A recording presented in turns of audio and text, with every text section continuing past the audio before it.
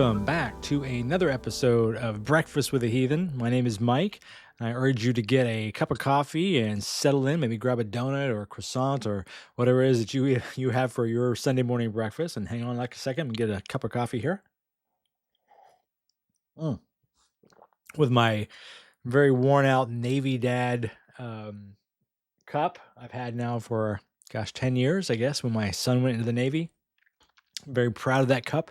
You ever notice that there are things in your house that have absolutely no real value, but if your house was under threat of a tornado or a hurricane or a fire, there's a handful of things you would grab, and people will say, why didn't you grab the big screen TV? It's like, yeah, I can get another TV. I can't get this cup with all this wearing on it that I've had now again for 10 years. And it's a little piece of, my son and him leaving. He's my youngest and going off and joining the Navy and weird things like that. I remember seeing a video of a man who had a spool of wire, and he was sitting on a bench or something, and he was trying to show his wife he had this spool of wire that had come down to where he only had a small amount of feet left. And he said he had this, I feel like it was for decades. He bought it when it was a large spool of wire, and he's used it over time for various projects. And it was not the wire, it was the life that the usage of that wire represented. And I always thought I get it. I think every man that saw that video got it. It was just like, there's some things in life that have no value, but they represent a portion of your life, and it's very important sometimes. Oddly so. I don't know how I got off on that tangent, but I'm gonna take another cup of coffee because apparently I need it to wake up on a Sunday morning. So hold on a second. All right, let's get into some of the questions we have here. I've got a handful of questions kind of all over the board this time. This first one, I'm going to qualify this a little bit. If you don't really know me personally, you've only known me through this Atheistville channel and some of the different shows that I do on this channel, you would be forgiven for assuming that I am a flaming liberal and always have been. You would be wrong. You'd be partly right. I am a flaming liberal, I guess. But that was not always the case. In fact, growing up, I was very much a Republican. As a young teenager, I guess, and I say young, meaning a young person, and as a teenager, I was a Republican. My first time voting, oh goodness, I was turned 18 in 88. So that would have been George Bush, the senior. I think that was my first vote. I don't think I voted Reagan, right? Because Reagan was going out of office. So I think George Bush was my first vote. I voted Republican at the time. And up until my 40s, I was hanging on and losing grip with the Republican Party, meaning I stood for, and I still associate myself with, the need for smaller government, smaller across the board. That does not mean get rid of every single department in the effort to make it smaller, right? We all have things we waste money on. That doesn't mean we cut every single expense and cut it to the bone, but there are some expenses that are obviously inflated. I am pro-military. As I mentioned, my son is in the Navy. My father was in the Navy. My wife's father was in the Air Force. I grew up in a Navy town in Jacksonville, Florida. So I have no problem with the military. I think we probably do it a little excessively. But at the same time, I live in a country where I feel fairly secure. I have complaints about the country, but I don't feel that we're under attack. I've always worked in a sort of large white-collar financial institution sort of environment. So I'm a big business guy. I did own a company. So therefore, an entrepreneurial spirit. I owned a couple of retail stores. My wife and I did. So I'm a big business kind of person. I have an MBA. So all that sort of thing that Republicans say they used to stand for, I'm with you. But they lost me. I like to say they moved out from underneath me. I didn't move away. They did. At some point, I started to realize, I have lots of gay friends. I don't know why the Republicans seem to be so far against it. I have lots of immigrant friends. I don't know why Republicans seem to hate that so much. And they'll say they don't, but let's be honest. And more importantly, in a grand sense, the evangelical, the latching on and the promotion of evangelical values, and the turning of evangelical into a political party that happens to be religious, which is how I see it, and them taking over the Republican Party. That was it. I was like, all right, and those things I mentioned earlier, the immigration and the LGBTQ issues and various other things. I just growing up in the South, I saw some of the worst examples of that, and unfortunately, they were very often on the Republican side, not exclusively. In the South, racism and bigotry and things of this nature do cut across all political parties. So I'm not going to blame necessarily one versus the other, but I don't think anybody would accuse the GOP of being small government oriented now. That would be ridiculous. So that's a long way to go for my first question here. But the first question I had here, someone mentioned, or this is more of a point, I guess, than a question. Religion was never out of the U.S. politics. Trump just took off its mask, and that is partly true. And again, all these things are my opinion, and I make broad strokes. You're welcome to disagree with me. In fact, if you disagree with me, that tells you I'm doing my job, which means I'm not appealing to everybody. I don't want to do that. That would be ridiculous. But I don't, let me see if I say this right. I don't blame Trump for the America, say. I do blame Trump for emboldening America. And again, I'm going to go back to, I was raised in the South, mostly. I was born in Pennsylvania, but raised mostly in the South. I raised my kids in the South. I have a house in the South. So I'm very Southern in that sense. I can't tell you, I literally could not tell you the number of times I've been standing someplace, and this used to happen in my shop. I owned, again, retail stores, but we had a shop. We did car and parts and stuff like that. I've been standing in my shop and had a white man, almost 100% man, just sort of look around and say blah, blah, blah. And it'd be the most racist, outrageous stuff in the world. But they'd say it, again, with a little bit of a look over the shoulder, make sure no black people are in the vicinity, and they would just spit it out. Why they felt that it was okay to say out loud, why they felt it was okay to say to me, why they felt they should even think those thoughts, let alone say them, I will never understand. I don't get it. I just never got it. The difference between what I just did, which is, and then say it, that part doesn't happen now. That part is, you can just say it. If you're a bigot, you're a racist, you have some outrageous comments to make about a person's color, a person's sexual orientation, their creed, whatever. The looking over the shoulder and the hushed tones, it doesn't happen as much. I'm sure it does to some degree, obviously, but there is an emboldenment that has happened over this last 10 years that I will blame Trump. I will lay that at his feet for recognizing that those sentiments are out there and giving permission to basically say them out loud. And it's unfortunate. It's unfortunate. I dislike it. Trump is he's not the originator of that by any means. So don't misunderstand me. Trump, though, as a position that he holds, being the president of the United States, has made that easier. If you're that kind of person, this Archie Bunker type, and people forget that Archie Bunker was supposed to be satire. A lot of people identified with Archie Bunker, and they didn't really understand it was satire, especially in the South. But if you're that person who just wakes up and thinks racist thoughts and bigoted thoughts all day long, you can see Trump and say, yeah, but look, this guy's a billionaire and he's making money hand over fist, and he's the president of the United States and he has all this power and he's married to this beautiful woman and blah, blah, blah. So why is that bad? I wish I had all of that. Yeah, it's really upsetting to me, but what are you going to do? There you go. Let's start this conversation off with a little bit of a rant, right? So this next question, this is a very common sort of sentiment. And this goes on with a larger sentiment, which is if you're an atheist, what's stopping you from doing X, right? Because if you're an atheist, you have absolutely no morals, so you can do whatever you want, which is the most ridiculous statement, but people make it constantly. So this person, I think they were being tongue in cheek when they said this. So now that you believe in nothing, why not be gay?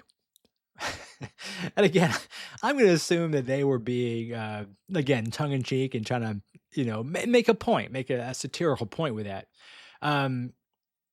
But that's sort of the same sentiment we get with a lot of things. If you don't believe in God, what's stopping you from doing anything? In this case, what's stopping you from being gay? Why wouldn't you just be gay then? As if that's the reason I love women. I've been married for 31 years. I started dating my wife in high school. We didn't get married till we were 25, so we had some oats to sow. But nonetheless, I've always been a lover of women. You ask my mom. I had a crush on Brenda Bardot in kindergarten. We were 5 years old. I'm actually friends with her on Facebook, and she would probably never remember that I had an absolute crush on her in 1975 or 76, whenever it was that I was in kindergarten.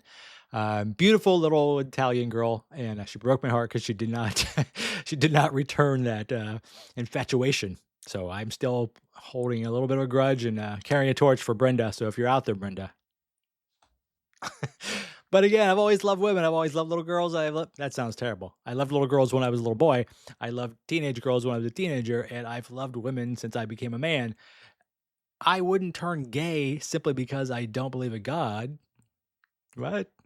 Neither would a gay man turn straight. It doesn't work that way. And I don't understand the people that can't understand that, right?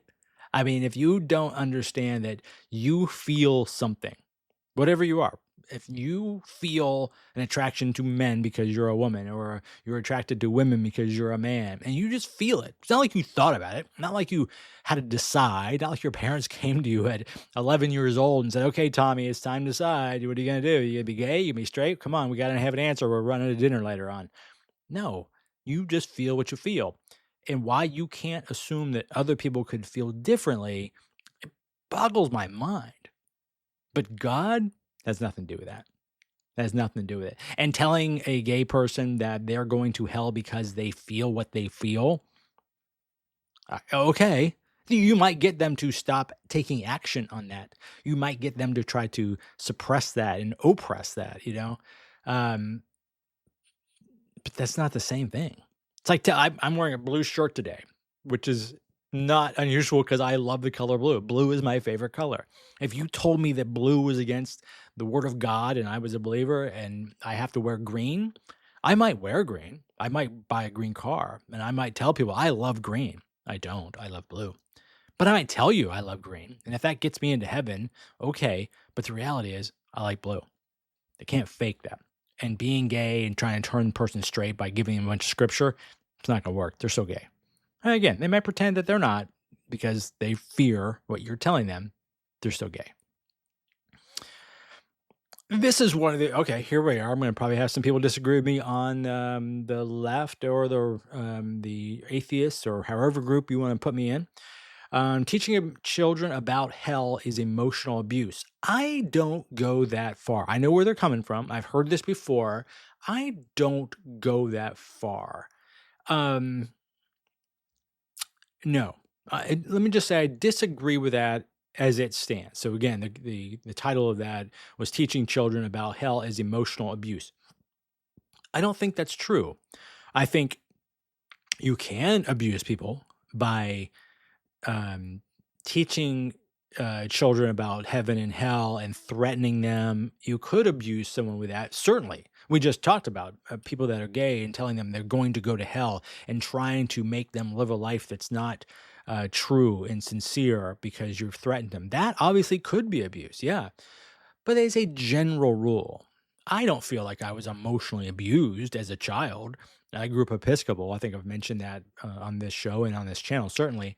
Was I emotionally abused as just being told that there was a hell and there's various sins that would put me there? I don't think so. No. So I disagree with that. It's not an uncommon statement that I have heard. And I also will allow for this because I mentioned earlier that I don't understand why some people don't understand that other people's lives could be different. I do understand that other people have had much more traumatic, and I even use that word because I didn't have a traumatic experience with religion. I just don't believe it. I was never traumatized by it. I do know people that were absolutely traumatized by their religious parents and the religious upbringing they had, and them leaving religion was a tremendous relief. For me, it was just like a logical progression, but for some of these people, when they left religion, it was this unburdening and this weight lifted off of them. And for those people, they probably would agree with that. So I'm going to disagree with it as a statement, but I understand where people come from when they say that. What's another one here? All right, so this is a question that has come up. Or a statement, I shouldn't say a question, it's a statement. It's a statement this person made. And this has come up many times, actually, in various forms on a couple of our shows. So we're doing a show tonight, a live stream. And so it depends on when you're listening to this. So you may have missed the live stream, but I urge you to check in on our live streams. We do a show called the Unholy Roundtable, where we get together 3, 4, 5 different atheists from different backgrounds and walks of life, and we go through questions very much like this, but we do it as a group. So we all have different perspectives and again, different backgrounds. And some of us had very minimal religious upbringing in the sense that it wasn't overly traumatic to leave. Some of us had very strong upbringing, and it was very traumatic to leave. So there's all kinds of degrees of that, right? So this question is, they made the point that being an atheist is isolating. And I'm going to guess where this person was coming from. I'm just kind of looking at the remainder of their statement here. When you leave religion, and I've talked to many people about this, for many people, religion is not just the belief part, the belief in God or Jesus or other religions, whatever your religion is. It's also very social. Cynthia McDonald is one of my friends, and she's also in the Unholy Roundtable, and she's a Black atheist. She runs a group here in town called the Black Nonbelievers, and she'll tell you very clearly, in the Black community, the church is the center of the community, right? I think we probably all know that. So sometimes when people have left the church, they've been asked, and I've sat in meetings with the Black atheists or the Black nonbelievers, where they've said, people have asked them that they are made the point that they're betraying their Blackness, right? They're betraying their race by being an atheist, because the sense of community and the church being the center of that is so strong. So when you leave it, and this happens to white people too, it's not just Black people, but Black people it's a different level of community in terms of church-wise. But when you leave that community, the church community, it can be very isolating. My mother, who's 75-ish, 76, whatever she is now, outside of her children, and that's about it, that live near her, children, grandchildren, that sort of thing, everyone else she talks to, for the most part, is from church, right? It's a very social part. My stepfather and her, they go to church, they go to the pancake breakfasts, and they, he parks cars when they have this once a year big feast that they do, and he parks cars, and she works at the church at part-time as a bookkeeper or something. They're at the church doing Bible studies, and they socialize with people from the church outside of church. It is very, very social. If she were to suddenly decide tomorrow that, none of this really makes sense, I'm kind of with my 2 of my sons. She has 3 sons. 2 of us are atheists. One's not. If she decided she's more like me and my youngest brother, she would leave all that. And I think mentally that would not be very good for her, because that's what keeps her going. I mean, again, she's 75, 76. She was born in 49. So 76, I think. It would be very isolating for her to lose all of that. And I understand that. It's one of the reasons that we started here in Chicago. We have an atheist group. It was started out as a Facebook group, just as a normal Facebook group 10, 11 years ago. And at some point we said, we're all kind of in this group and we're chit-chatting back and forth. Maybe we should all get together one night, just hang out at a bar. And we did that. And we've been doing it ever since. That's 10 years ago. Up until COVID, we did it almost every single month. Usually took November, December off because of all the holidays, but we would do this every single month. We would get together, hang out at a bar, or hang out wherever. Just in fact, last night here at my house, we had 15, 20 people or so from that group over for a party. No particular reason. Those are the people I know here in Chicago for the most part. But it was also they get together and we hang out and we don't discuss atheism. No, it never comes up. It's just we know that it's like anything else. There's a shared interest. We have a shared interest in atheism in the sense that we've all left religion. That's the interest. It'd be no different if you were a Bears fan or you were a fan of making your own pottery or you are a car guy. I have a four-wheel drive 4Runner that I really enjoy. And when I lived in California where I got that truck, I would go to these 4Runner groups. Why? No particular reason, but we all had the same type of trucks and we would drive out in the desert and we'd have a good time and spend the day out there. This is the same thing. We have a like-mindedness in our atheist group, so we hang out. So if you're that kind of person, you're leaving religion, look for a group like ours. Look for an association like the American Humanist Association. They might have meetings. Sometimes their meetings are agenda driven, but that's fine. Go to one and listen to a speaker, talk about whatever. It might be eye-opening just from an educational point of view, but you'll also meet some additional people that think like you. Or more importantly, this is what I say a lot to new people coming to our group, is you might meet someone who's further down the road than you are. And one of the reasons I started this entire channel was to show people that there are others just like you. In fact, I mentioned Cynthia McDonald earlier. She was one of the first people I had on as an interview because there's a Black person out there somewhere who can watch me and they're like, yeah, I get that white guy, that middle-aged white guy is an atheist, but I'm a 33-year-old Black man in some southern city. He doesn't know my life and my community. I can't just come out and become an atheist. But he might see Cynthia and say, okay, now she's a 40-ish Black woman, and she was raised as an Episcopalian, and then became a Pentecostal, and now she's an atheist. Well, he might see that person and say, oh, okay, well, if she can do that, maybe there's a path for me here. So find those people. Again, find groups like ours, find groups like the Humanist Association. Look in Facebook or Meetup or Reddit. Put it in your city and find a location nearest you or your biggest town, and try to go to a meeting or try to go to a gathering or a meetup or something, just to find other people. And if you go enough, you're just going to meet people, and you're going to meet people again that are there for the same reasons. So you're already going to have that in common. That's a good way to start. Again, we've been having these group meetings, my mouth all mumbly, these group meetings now for over 10 years. I mean, hundreds of these over the past 10 years, right? This is the third one I've done at my house this year. So, and I love these people. I love the people that came. I love it. So it doesn't have to be isolating, but I understand why you feel that way. There's another question. You don't have to have the answers. That's absolutely true. I just did a mic drop on this. I think it was a mic drop. Might have been a short. I can't remember. I do a lot of videos. On the point that a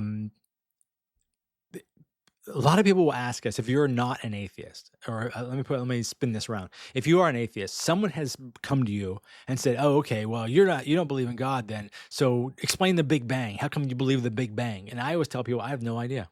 I didn't. I have an MBA. I didn't study that. I have no idea how the Big Bang really works. I know there's a lot of scientists that say it's true. I know there's a lot of science that seems to support that. Okay. That seems plausible given the science and the repeatable studies that they can do, and they can show this and they can deduce this. I agree with that science. Am I a scientist? No, I am not. Am I going to be able to explain it down to the seconds, the microseconds that the earth began? No, but I'm okay not knowing either. I always tell people, I don't know who invented the wheel either. I'm happy to jump in my truck though and drive to the store with 4 of those. Thank that guy. I don't know how it happened. It's okay to not know, I think. This is where believers and non-believers really kind of go in different directions here. A lot of non-believers are like, well, we don't know. We'd like to find out. And the people that study that and that research that and go to school for that and spend decades of their lives pursuing the truth on that, we would love for them to discover that. And then they can tell us, because I don't want to spend decades of my life worrying about it. But we know that pursuing that truth and pursuing that answer is worthwhile. Unless, if you're a believer, you look up the Bible right here and you flip to that, and, in Genesis, and you say, oh, well, there's your answer right there, Mike. You don't need to study anything about the rocks and the ground or the planets in the air. You don't worry about any of that. It says right here, 6 days, God created it all. It's right there. The firmament, and he took someone's rib and made a lady out of it. And it's crazy stuff, but just trust me, it's all right here in this book, and it's been here for 2,000 years. I don't even know why you're questioning it. Okay, well, you'll forgive me if I don't if I don't accept a 2,000-year-old answer by people that didn't understand where the sun went at night. So, but I can also tell you, I don't know. I don't know a lot of things. The list of things I don't know far outweighs the things I do know, and I'm okay with that. It really doesn't bother me not knowing. I'd like to find out. I only got X amount of years on this planet. I'm going to find out X amount of things, and then that's it. But I don't have to say there is an answer, and I don't have to read a book to say this answer they came up with 2,000 years ago and they couldn't explain almost anything. I'm not taking that answer. Let's see. What do we got here?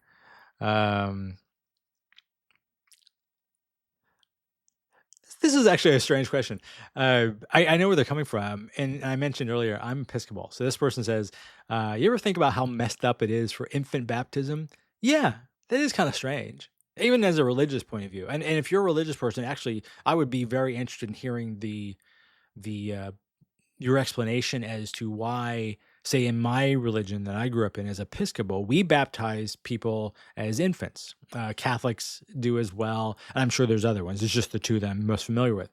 But as I mentioned, my mother is now, having been raised Episcopal all of her life and lived as Episcopal most of her life, she is now Southern Baptist. So is my niece. And I went to her baptism, and she was, I don't remember exactly. I can't remember if she was a young teenager, give or take. But she was baptized at that age. That makes actually more sense to me. Again, it's not the religion I was raised in. I wasn't raised as a Baptist. But it does make more sense to be baptized when you're old enough to make sense of it all, and to understand it, and to accept that, and to say yes, I would like to be baptized. I guess it's sort of like taking communion for Episcopal. I took a communion when I was 10-ish, give or take. Maybe it's similar, and I'm just saying maybe because I don't know. Goes back to my last question. I don't know. So if you're a religious person and you have an answer to that, let me know. I'm really quite curious, to be honest with you.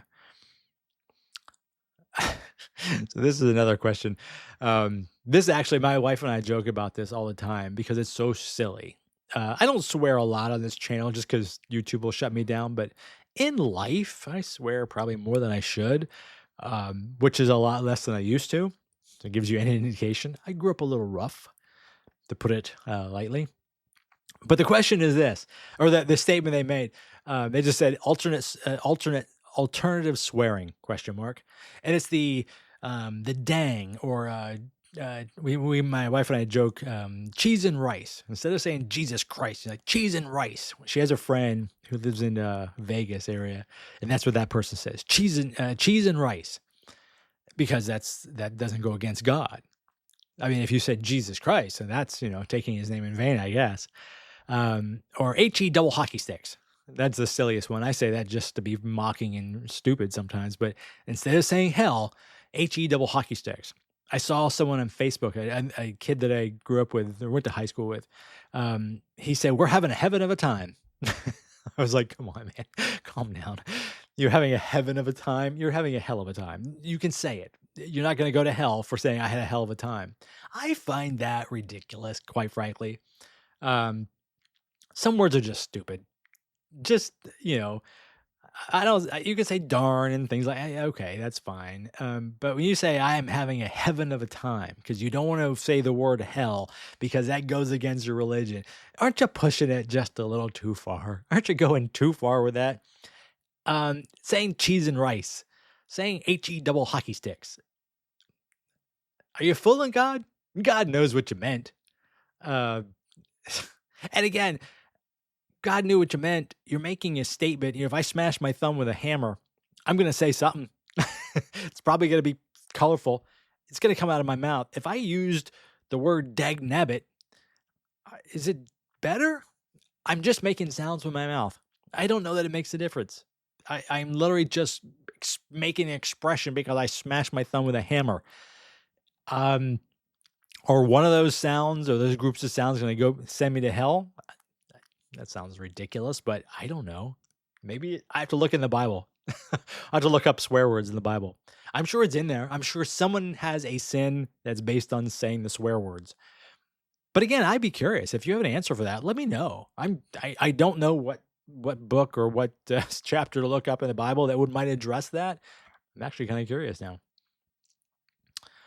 Here's another question. Where does hope come from now? Meaning that now that you're an atheist, where does your hope come from? You know, this is actually a really interesting question. And I guess I'm going to confess that my hope never came from heaven anyway. But I can see why that might be confusing for people when they've left, because their whole lives they've said, if I do this, that, and the other, I'm going to go to heaven. So they have hope that they're going to heaven, and they have hope that it's all going to work out because there's a master plan, and they have hope that everything's going to get better. I just never really had that. Even when I was a believer, that part of it was never really something that I really spent a lot of time on. So my hope was never quite tied to that the way that other people's is. And now my hope doesn't have anything to do with after I die. I think that's for me the biggest difference, right? I've moved it back, meaning there's a lot of people out there that believe in an afterlife of some sort, and they think they're going to live, say, 80 something years on this planet. And if after that point, everything is going to get better, which I think I'm going to put that to the side for a second. But everything's going to be better, and they're going to have eternity in something grand and beautiful and wonderful, and no pain, no sin, no nothing. It's just going to be just peachy keen for all eternity. And they have hope that it's all going to come to them at some point. I tend to think a lot of times those people do not have maybe the life that I have. And I don't say that I have the best life. I'm not flying around in a private jet and, living a lap of luxury. But I have a good life. I have children that love me. I have a wife that loves me. I have friends that love me. I have enough money in my pocket that I'm under a roof. I am well fed. I'm in, knock on wood, pretty good health. There's not a lot to be hopeful for, in the sense that if I hope for anything, it's like I just kind of hope that it continues. But I place a lot of that on me doing the right thing. I continue to treat my children well. They will continue to love me. I continue to treat my wife well. She'll continue to love me. My friends will continue to love me. They came over last night for a party because they like us, right? They must enjoy my wife and I. I'm not really looking for it to get better all of a sudden, to solve some sort of ills. Now, maybe you talk to me at some point and I'm going through cancer or something like that, and I'm just grasping at straws and I want everything to get better. Okay. I mean, I always give people a pass when it comes to grief and that sort of thing. I consider like pain and illness, that's the same grief in the sense they want to get through it. If God's the one that gets you through it, okay, fine. It's not how I'm going to do it probably, but I understand it. So hope for me is that I just continue to make good choices. My daughter says this. She's 35, and she says this to a lot of her young staff. She has a lot of young kids that work for her, and they'll leave for the weekend or whatever, and she'll say, "Okay, make good choices."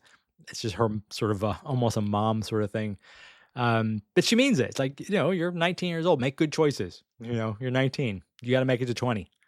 Don't blow yourself up doing something stupid. Make good choices. If I continue to make good choices, I trust that good things will come my way. Not always in a straight line, but I have hope that things will work out for me because I will continue to pursue them in the right way. I don't know. Is that enough? I think it is. For me, it is. Maybe not for you, but for me, it is. And I know that when I die, it just stops. I won't know that I'm dead. Like I didn't know that I wasn't born yet. I'll be dead. It'll just stop. Hopefully, I don't even know it. I just don't wake up one day. That's how I would prefer it, right? But every day between now and then, no, I expect I'll just continue to make better choices and do better things and treat people well, and that will come back to me. So I don't know. It's kind of a good question there. Now this question, I'm going to put it out to you, the listener and the viewer. Have you ever gotten a good answer for why God doesn't heal chronic medical conditions? No, I have not. I've not ever gotten a good answer to that. I've gotten a lot of BS answers, quite frankly. God works in mysterious ways. Okay, that's not really helping me. That doesn't help me understand why God allows and sits back and watches atrocities play out. Why does God not cure amputees? Apparently God can cure your tumor, but he can't seem to regrow a limb, which makes me suspect that God's not really there. But what's the good answer for that? If anything, you get God's very mysterious and we can't question his thoughts. Well, him not doing anything is a lot like him not being there, right? So I've never gotten a good answer. Again, I just get the same tired answers over and over again. We can't really question him. We don't know why he does his things. He works in mysterious ways. He has a plan for us. That's all well and good, but that's not really an answer, is it? So not one that I really buy into. A couple more questions, then we'll wrap up. So these are both YouTube questions. This one I had to sort of look up a little bit here. So this person and I were kind of going back and forth, and that's being generous. They were just launching into me. They left me like 7 or 8 messages on my YouTube channel, Atheistville. They don't like me or what I have to say. That's fine. What is this person's name? Analogia entis. Analogia entis. That's a Latin phrase. You look that up. Analogia, and then entis is entis. So Latin phrase. Analogia, and I think I'm saying that right. I didn't take Latin. So analogia and entis. I'm going to read this out and maybe have to summarize it. So they said, I have a logic problem because I said that a lot of smart people don't believe in God. Not that all smart people don't believe in God, but you see where I went with that. Anyways, over 65% of Nobel Prize winners between 1901 and 2000 believed in God. The statistics were taken from Baruch Shalev's 100 Years of Nobel Prizes. I guess that was a book. And the number of theists may have been higher still, as he records that just over 65% of overall winners identified as Christian, while over 20% were Jewish. I'm kind of giving an extra emphasis because I feel how that person wrote it out. Okay. Couple problems with that. What the analogy here or the implication here is that, if 65% of Nobel Prize winners across all the different categories believed in God, they are obviously very smart people. So believing in God is the smart thing to do. And they go on in another comment, they said, basically, if I'm calling them, if I'm saying that there is no God, then I'm calling them all liars, which is kind of a jump. I didn't say that, but okay. Okay, but there's a couple problems with that. And they gave a time frame, and maybe this book was written. It looks like they do have a year of 2005. I guess that was when the book was written. So they went up to 2000. By and large, the people that won a Nobel Prize in that time frame from 1901 to 2000, 100 years, give or take, were raised in a time where being an atheist wasn't a common thing. being a religious person was just how you were. You were societal. Um, what I did look up is the book doesn't make a distinction between the person who was born and raised as a religious person versus what they thought, say, on the day they won the prize. So there's a little bit of problem with that. But just culturally, a lot of people are religious culturally. They may not be strong believers, but they, oh, I believe in God. They may not be something they consider overly something they really, really considered. Again, the older you get, the less likely they were to be an atheist. Certainly back in 1901, that was very unusual. Certainly be an out atheist. It's more prevalent now. Something I did find out is that I'm reading here, look, it says, if you look at the last decades, the numbers shift sharply. Surveys of leading scientists today show that the majority scientists do not believe in a personal God. The Nobel data reflect history and demographics, not divine confirmation. So that shift has changed. But again, this went up to 2000. We've had 25 more years. The person who wins the Nobel Prize 80 years from now may have a very different perspective on religion than the one that won it 85 years ago. That's fine. Life changes. You take a lot of the great thinkers of ancient history, they believed in God. That doesn't mean there was a God. That means they believed in God. And just because they won a Nobel Prize for this doesn't mean that that proves God. That's the correlation causation thing. It has nothing to do with one another. So they were trying to make an argument here. They were trying to lure me into this battle, but I was like, all right, I'm not playing. But again, they left me like 8 comments across different videos. So they were on a roll that day. But it's an interesting statistic. I'm not going to read the guy's book. I mean, if that's the general gist of it, okay, that's fine.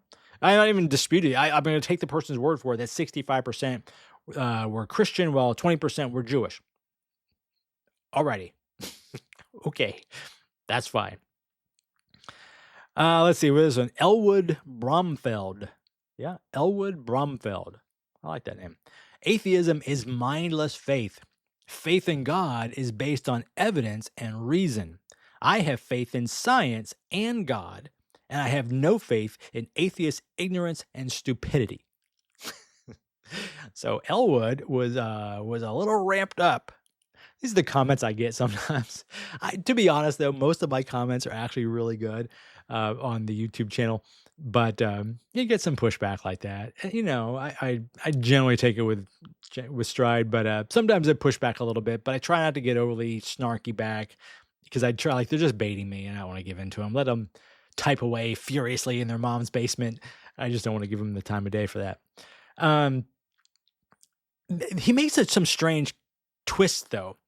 He says God is based on evidence and reason. Well, I disagree with that, but put that to the side. But then his next line, I have faith in science and God. Well, that's a really strange choice of words. You have faith in science and God. And again, since he goes on to say atheists are ignorant and stupid, I would, if you said you have faith in science and you have faith in God, maybe I could see where you're going with that. But then he says, well, atheists are stupid. Well, atheists have done nothing more than say God hasn't been proven. That's generally what I say, full stop. We haven't proven God. And I always say, Elwood hasn't proven God. God hasn't come down. I'm not rejecting God. If God shows up, fine. But Elwood hasn't proven God. Elwood and people of his ilk have not proven to me that there is a God.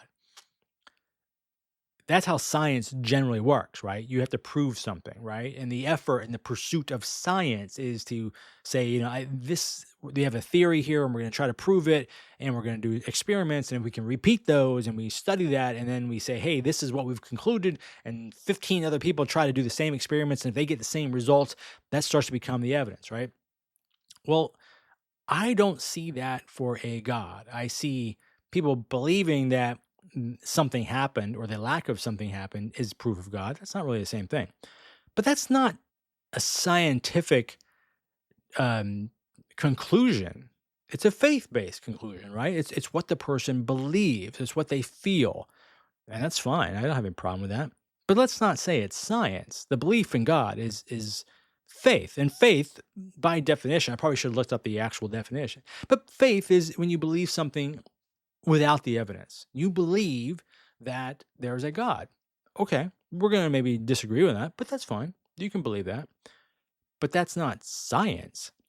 So when the person says, I have faith in science and God, but they also say God is based on evidence and reason, we're going to disagree on what evidence and reason you're using, and that's fine, because we can see two things and come to different conclusions. That's okay. I don't have a problem with it. If you look at the same things I do and you say, well, God must have done that, and I look at that and say, I don't see it, that's okay. I have no problem with that. But that's just an odd twist to say I have faith in science and God. I don't think science is the proper word there to show that there's a God. Yeah, so I'm going to, Elwood Bromfeld, my old buddy, old pal, I'm going to disagree with you on that part because that just doesn't really work for me. But Elwood, if you are listening to this, or maybe I'll let Elwood know that I've added him into this discussion. I'm very curious why he thinks that he has faith in science and God. Although, again, he does say, I have no faith in atheist ignorance and stupidity. So I don't think Elwood is going to come to my next party. I don't think we're going to be buddies. So anyways, so I am going to go. This has been my Sunday morning breakfast with a heathen. Let me take another sip of coffee before it gets too cold. I have a Keurig and I have like 27 different flavors, so I never know what I'm grabbing. I just sort of grab it. It's like a dealer's choice of coffee in the morning. But again, thanks for tuning in. I hope you do enjoy these shows. I enjoy making them. I enjoy giving a kind of a quiet moment to reflect before my wife and the cat get up and before my day starts. It's kind of a good way for me to unwind and see what I've had going on for the week and questions that people had for me. So if you have a question, feel free to throw me a message in one of my videos or on the podcast, or leave me a message at the Heathen hotline. Any of those things are a fantastic way to reach out for me, and I am going to get you the number real quick here to the Heathen hotline. You can leave a phone message for me, and if you want, I'll play that on the air. But it's also just a quick way for me to, if you want to kind of get your words out, that number is 224-307-5435. That's the Heathen hotline. And again, look out for our live streams that we do. That's a good way to get a sense of what I think, plus 3 or 4 other people think on questions just like this. And if you have a question for us, throw it out there and we'll get to it on the next call. So hope you guys have the great rest of your Sunday, no matter where that takes you. Could be to church, could be to play or watch some football, or just do some yard work, whatever it is you're doing. Hope you have a great time doing it. Take care.